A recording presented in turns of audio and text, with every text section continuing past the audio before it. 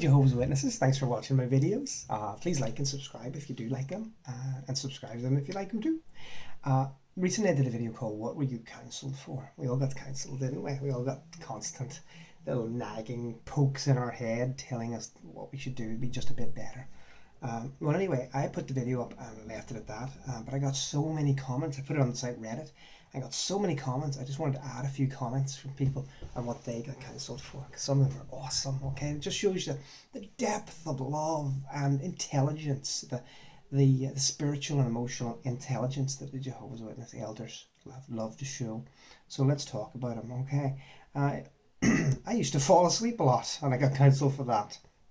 Possibly that's up there. I used to doodle in the literature. I used to doodle in the literature too, and I did get in trouble for that now, I must have said. The usual Jesus laserized decapitating people. I did not do that. I did doodles in the margins, you freak. Apparently this was disturbing compared to Revelation illustrations. That's a fair point. Went to the bathroom too much. Boys will tend to get in trouble for that. Started doing my homework during meetings around 6th grade and onwards. One of the brothers noticed I was reading a biology textbook and wanted to have a private study to educate me. Oh, good, because he knows a lot about biology, does he? Yeah, right. I was generally inattentive. What I never got caught with was that I tore the binding off my Bible and I would sneak books in. You smart man. You smart man. I would have felt so guilty. Tearing up Jehovah's Word. Dear me. My parents were never very pleased with me. They still think I'm stupid, which I find hilarious. For going to my junior prom without a date, home by 11. Good. We never had proms over here, but I think they sound cool. I got counselled once for going to the mother effing gym with my girlfriend without a chaperone. Can you believe that? The gym. I, of course, made a story about how we were really sorry and why and what not. Oh, and what not. Thank God they didn't know we were home effing like bunny rabbits. Here's another person who says, I got counselled for fighting and misconduct in school. Porn, violent video games, dress and grooming at the Kingdom Hall and ministry, inappropriate behaviour with sisters, offensive statements during talks. I would counsel you.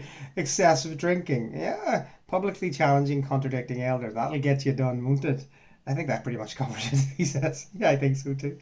Oh, dear me. A side split in my skirt on the stage as a householder. You slutty woman. Oh, terrible. Apparently I was encouraging sexual thoughts in the men of the congregation. We can't control ourselves, sisters. I'm sorry. Also for laughing too loud during a talk that wasn't funny. I can't remember the details now. Apparently that's just disrespectful to Jehovah. Standing up at the back too much after I broke my tailbone horseback riding. I literally could not sit down for 2 hours straight without being in a lot of pain. I've seen that happen in my old hall, and that's just their rule. Oh, you can't stand up. That's just wrong. Wanting to join an extracurricular activity in elementary school. Not even actually doing it, just signing up for it, was enough to warrant a shepherding call. That was an elder son in my class. There was an elder son in my class. I couldn't get away with nothing.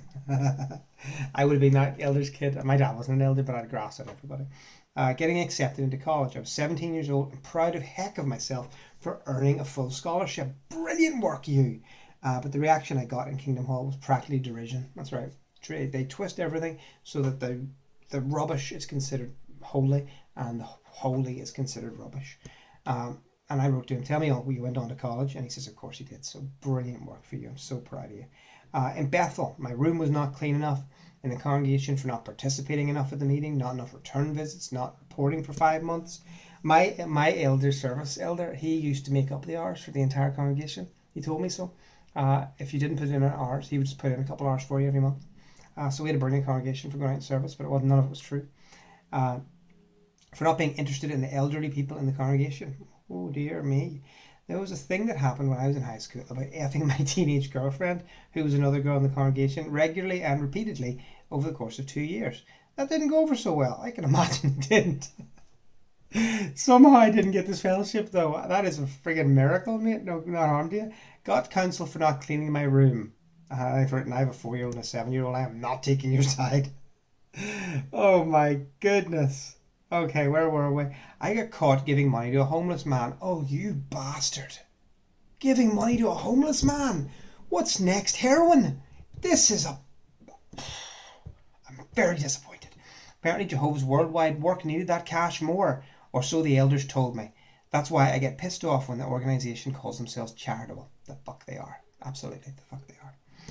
Oh, that's appalling. Dear me. Uh, I was counselled for purchasing a used car that required a loan when I was about 17. I guess I would have to work to make payments, and that was unacceptable in some way. I actually ended up in the back room for buying a 5-year-old Honda Accord. It was even a 4-door for the ministry. You're good. Right after the New World Translation was put online, I had a talk. I think this guy's actually really interesting. Since my point with counsel was something to do with props or visual aids, I decided to pretend to be at work with my MacBook. And when my workmate brought up a biblical question, I started reading a scripture from the screen. I thought it was clever at the time. I do too. I think it's very clever.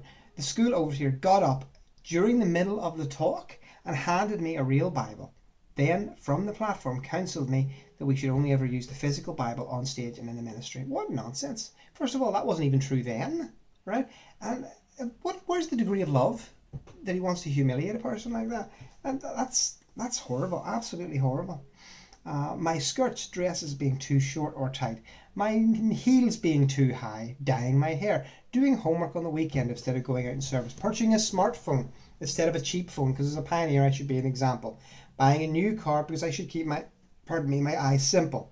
Oh, nothing at all until I was an adult, but watching the movie Thor. Oh dear, and then finding apostasy.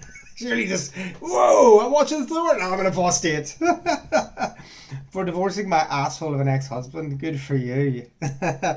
Oh dear me. I got counselled 24/7 because I didn't have a biblical cause, or at least I couldn't prove enough to them, because sending flowers with cards that said I love you to his mistress wasn't enough. Oh dear me. As a child I got counselled for violent video games, the original Duke Nukem. I remember him. Girlfriend laying her head on my chest, dating a girl who wasn't baptized, being in the High School Musical, wearing a t-shirt with a dragon on it. Ooh.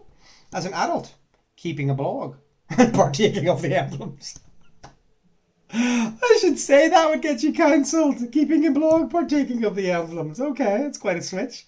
There's the guy that said the bread was stale and the wine wasn't that great. My personal favourite, playing Truth or Dare with friends and was dared to switch clothes with another girl at a party. Did so and was called in a week later because one of the kids had a troubled conscience. Oh, those troubled consciences. I was asked to enter the back room in the elders where they proceeded to ask me if I was homosexual or into cross-dressing. Must admit I didn't expect that one. The end result was me becoming publicly reproved. This was the final straw. I worked to get my privilege back, got them, faded and vanished without a trace. Wise one. That is ridiculous. Dear me. As somebody's written, apparently Jehovah cannot take care of himself any better than the homeless can. He always seems to be begging for money. This is true. Yawning too loudly, not focusing on the podium speaker. Too long in the toilet. Splits in my skirt. Makeup was too much. Not enough hours in the field service. Not putting my hand up dancer enough. Drawing in the books. Wanting to donate to a fund that helped injured animals. You should definitely do that, okay? Ironically, by the parents not doing well enough in school when I was bombarded with talks to prepare and pre-study for meetings. Volunteer work in preparation for a potential career. Apparently, it's a complete waste of time. That's true because the end of the world's coming, guys. I was told, you'll never see 25 when you're in this system of things. What's the point of getting an education? I'm 40 years old. I'm 41 next month. Thanks for that, Jim Ireland. All right, that was brilliant advice. I got counselled for running away with my boyfriend at 16 because my dad was furious about kicking my ass. I ran away for the weekend. It was nice, even though my dad did threaten to call the police. Oh, I got taken in the back room once for doing a current affairs assignment about Michael Jackson. Also, I was counselled for writing music when those energies should be put to Jehovah's work in the ministry. Plus the whole bi thing.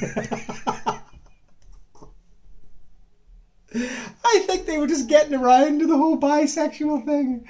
Good night. Counsel for saying, oh my gosh, apparently is a substitute for God. And I've told before, I was counselled for saying, oh flip, which is a substitute for heck. Apparently it's a substitute for a word. Ooh, that's my son. Come on in, Daniel. You can. Push. Oh, Father Christmas has arrived. I didn't plan this, honestly. Come on in. Come on in, Father Christmas. Say hello. Hello. Oh, this is my other Father Christmas hat. Daniel's decided to wear it. Isn't it brilliant? You look very festive, son. Are you going to bring me some presents? No, I can't. Okay, you take that off and I'll put that on. Okay? Right, I love you. I'll be down in 2 seconds. Alright, I'll put it on. Oh, I can't even get it on. I don't even know how. How do you get this thing on you? Oh, I know. Does it fit you? Of course it fits me. It's my hat. Surprisingly practical for the weekends and the winter years and the window cleaning. Also, I think... Can you give me some presents? Absolutely. Would you like a new bicycle for Christmas, young man? Yeah. Have you been good? Yeah. Did you paint all over here and wreck the place? Yeah. I think you did. Give me a kiss. Go. Bye, Dad. Guys, thanks for watching my Santa video. I did not intend it to be this. I hope we have a lovely day and see you again. Bye-bye. Bye, Smelly.